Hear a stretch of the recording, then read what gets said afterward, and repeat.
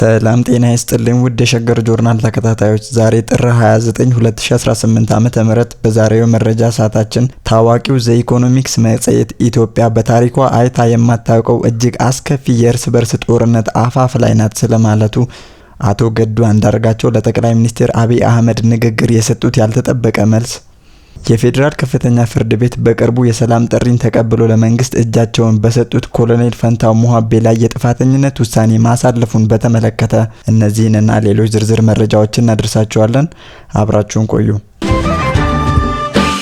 ኢትዮጵያ በታሪኳ አይታ የማታውቀውና እጅግ አስከፊ ሊሆን የሚችል ሌላ የእርስ በርስ ጦርነት አፋፍ ላይ መቆሟን ዓለም አቀፍ የዜና ተቋማትና የፖለቲካ ተንታኞች እያስጠነቀቁ ይገኛሉ።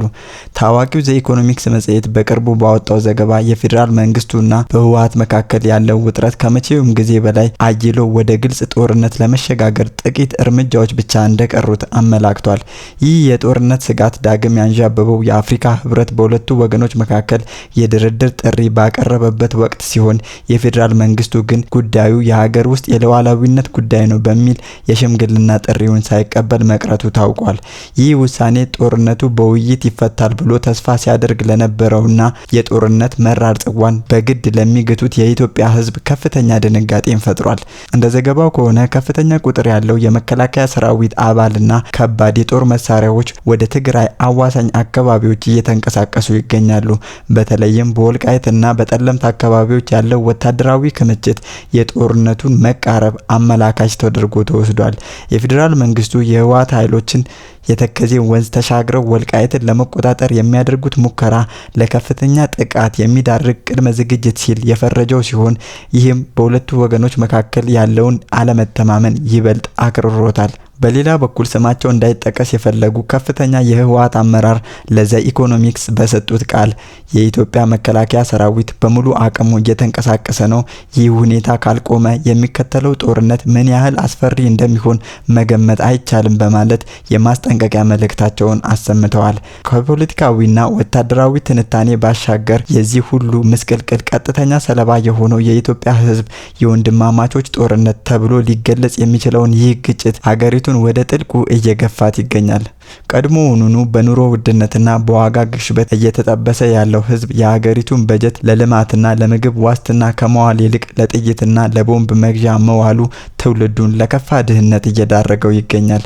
ጦርነቱ በወንድማማቾች መካከል የሚደረግ በመሆኑ በህዝቦች መካከል ያለውን አብሮነት እየሸረሸረና ለዘመናት የማይጠፋ የቂም በቀል ጠባሳን እየጣለ ይገኛል። በሚሊዮኖች የሚቆጠሩ ዜጎች ከመኖሪያ ቀያቸው ተፈናቅለው በገዛ ሀገራቸው ስደተኛ በሆኑበት ሁኔታ ዳግም ጦርነት መጀመር ማለት የሰብአዊ ቀውሱን ወደማይቀለበስበት ደረጃ ማድረስ ማለት ነው።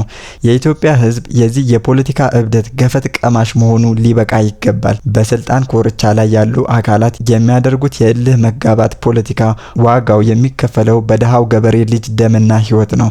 የአፍሪካ ህብረትም ሆነ ሌሎች ዓለም አቀፍ ተቋማት የሚያቀርቡት የሰላም ጥሪ የውስጥ ጉዳይ በሚል ሽፋን ውድቅ መደረጉ ለሰላማዊ መፍትሄ ያለው በር እየተዘጋ መሆኑን ያሳያል። ታሪክ እንደሚመሰክረው በጦርነት የሚያተርፍ ወገን የለም። በተለይም በወንድማማቾች መካከል የሚደረግ ግጭት አሸናፊም ሆነ ተሸናፊው ያው የኢትዮጵያ ህዝብ ነው። ጦርነቱ ከመቀስቀሱ በፊትም ሆነ አሁንም ቢሆን ለሰላም የሚሆን ጠባብ እድል ካለ ያንን መጠቀም የሁለቱ ወገኖች ታሪካዊ ኃላፊነት ነው። የቀድሞ የኢፌዴሪ የውጭ ጉዳይ ሚኒስቴርና የአማራ ክልል ርዕሰ መስተዳደር የነበሩት አቶ ገዱ አንዳርጋቸው ጠቅላይ ሚኒስትር አብይ አህመድ በቅርቡ በህዝብ ተወካዮች ምክር ቤት ተገኝተው ስለ ኤርትራ ሰራዊትና ወደ አስመራ ስለተላከው ልዑክ የሰጡት መግለጫ ታሪክን የመከለስና ሐቁን የማዛባት ሙከራ ሲሉ በጽኑ ተቃውመውታል። ጠቅላይ ሚኒስትር አብይ አህመድ በፓርላማ ባደረጉት ንግግር በሰሜኑ ጦርነት ወቅት የኤርትራ ሰራዊት በትግራይ ክልል ውስጥ በነበረው ቆይታ በህዝቡ ላይ እየፈጸመ የነበረውን በደልና እንግልት እንዲያቆም ለማሳሰብ አቶ ገዱ አንዳርጋቸውን ልዑክ አድርገው ወደ አስመራ መላካቸውን ገልጸው ነበር። ጠቅላይ ሚኒስትሩ አክለውም በወቅቱ የነበረው ግንኙነት የኢትዮጵያን ጥቅም ለማስጠበቅና የሲቪሎችን ደህንነት ለማረጋገጥ የታለመ እንደነበረ አስረድተዋል። በአሁኑ ወቅት በስደት ከሀገር ውጭ የሚገኙት አቶ ገዱ ለዚህ ንግግር በሰጡት አፋጣኝ ምላሽ ጠቅላይ ሚኒስትሩ የተናገሩት ታሪክ ከእውነት የራቀ ነው ብለዋል። እንደ አቶ ገዱ ገለጻ ወደ አስመራ ተልከው የነበረ መሆኑ እውነት ቢሆንም የተላኩበት ዓላማ ግን ጠቅላይ ሚኒስትሩ በምክር ቤቱ እንደገለጹት ሰብአዊ መብትን ለማስከበር ወይንም በደልን ለማስቆም አልነበረም ብለዋል።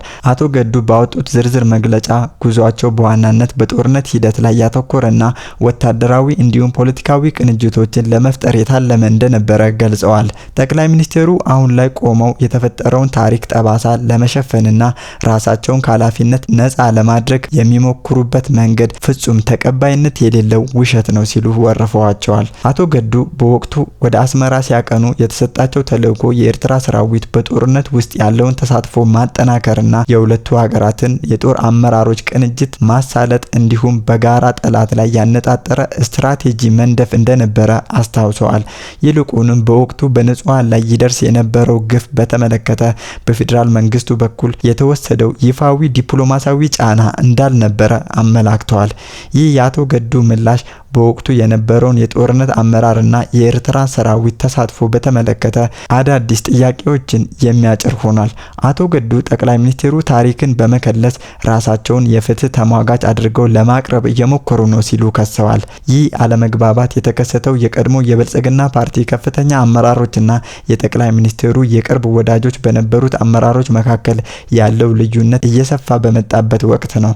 አቶ ገዱ አንዳርጋቸው ቀደም ሲል በሀገራቸው ውስጥ የነበረው የፖለቲካ አካሄድን በመቃወም ከስልጣን መልቀቃቸውና ኋላም በግልጽ ተቃውሞ ማሰማታቸው ይታወሳል። አሁን የተሰጠው ምላሽ በመንግስትና በቀድሞ ባለስልጣናት መካከል ያለውን ከፍተኛ የቃላት ጦርነት ወደ አዲስ ምዕራፍ ያሸጋገረ ሲሆን የሰሜኑ ጦርነት ታሪክ በተመለከተ የተለያዩ ትርክቶች እንዲፈጠሩ በር ከፍቷል።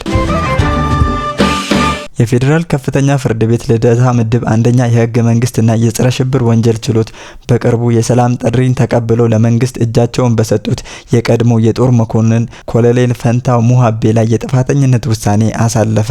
ትናንት ረፋዱን በዋለው ችሎት ግለሰቡ የቀረበባቸውን የሽብር ወንጀል ክስ መከላከል ባለመቻላቸው ጥፋተኛ ተብለዋል።